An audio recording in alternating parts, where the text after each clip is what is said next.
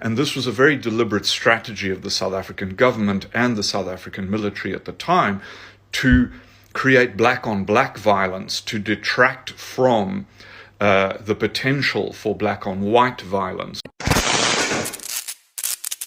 Hey beautiful people, how you're doing today? It's your girl Destiny here, and welcome back to my channel.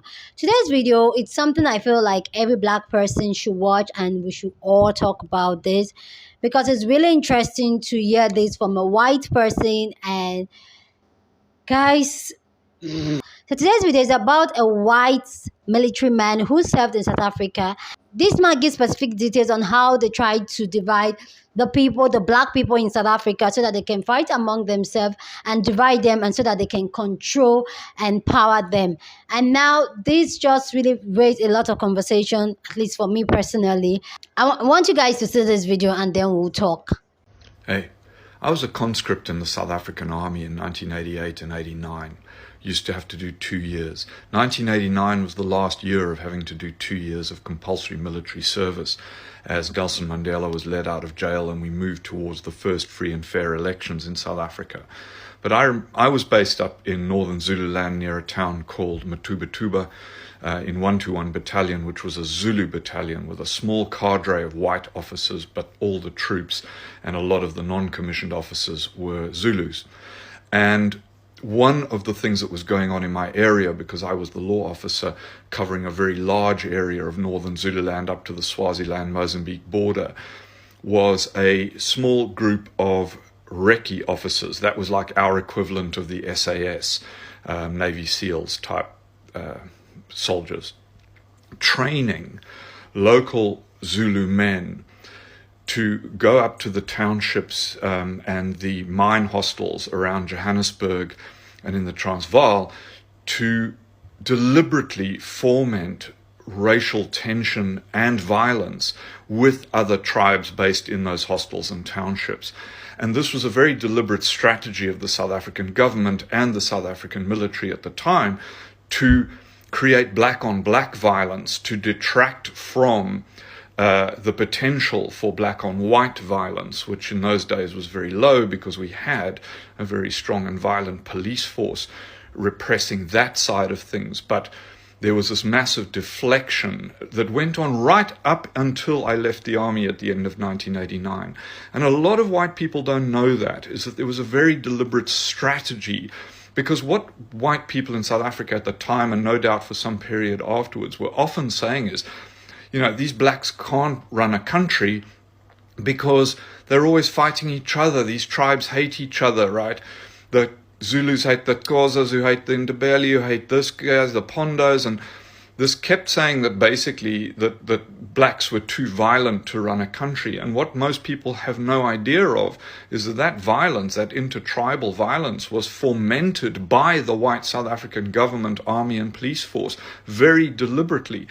So we need to revise our idea of history, not just the recent history, the pre-apartheid history of South Africa, but the entire history of European and white domination of Africa, and the way that that was presented to us through our education curriculum, the things we believe about the history of Africa and colonialism are not what actually happened, and are certainly not how Africans experienced that. Let's bear that in mind, people.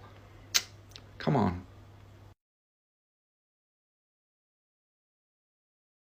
So let me know what you think about that video down in the comment section. How did you feel watching that? How did you feel hearing that from a white person saying this was what they did to black people? And what's interesting is that a lot of black people today, we are doing the same thing to ourselves. And this is where I keep saying that some of the things we do to ourselves comes from like things from the past, colonial masters, slaves, and all that. I've done a video here before where somebody said I should stop calling myself we black people because I am not black enough. And I wanted to do a video to explain why we are all one. But this just proved that these white people's agenda is to actually divide us, and we are actually playing in their hand, and it's working. Because I don't know why an African American will say, oh, don't come in African America, which, guys, I'm doing a video on that. They're like, oh, don't come in African American, I am an American. Or somebody from the Caribbean will say, oh, don't come in African, or like I am more African than you. Like, I don't know why we are all fighting who is more black than the other, when it's clearly that it is an agenda from these people to divide us. Because once we are together, it's more like they can't control us anymore, and that is exactly what they want. But we ourselves, instead of us educating ourselves and embracing ourselves, we are each other's enemy. We fight against each other. We tell each other, you're not black enough, you should not be talking about our issue. Even though your own story is different from my own story, being a colonizer and yours being a slave, the truth is that we are all struggling and we're all treated differently because of our skin color. And that should not be taken away from anybody. And that's why I feel like we should come together as black people and have one voice, rather than we being divided and say, oh, I am more black than this, I suffered more than you. Like, everybody suffered the suffer. The fact that these white people went to South Africa, which they are still in South Africa, they are still holding power, is even some of their home. We see South Africa mixed with white, and even other African countries mixed with a lot of white people, because these people went there and they settled there.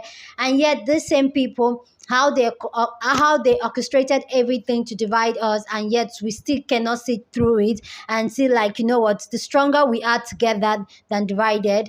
We black people, we need to do more, and we need to look out and support each other even more, especially in terms of social matter and political matter. We need to have each other's back, because the truth is that all of us have been affected by our skin color. And it's not going to be like, we can't take it from any black person that you are treated differently because of your skin color. And that is one thing that should bring us together and make us have one voice. And the funny thing is that we have numbers, and we're strong, we're intelligent, we're smart. So why don't we come together? Anyway, guys, let me know what you think about this video down in the comment section. I'm doing a video about this African and African American and the Caribbeans, but I really want to get my research done. So I'll be dropping out that video. So you guys just have to wait, like, to come. Anyway, guys, let me know what you think about this video down in the comment section. I would love to read your thoughts on this. So I'll see you guys in my next video. Deuces.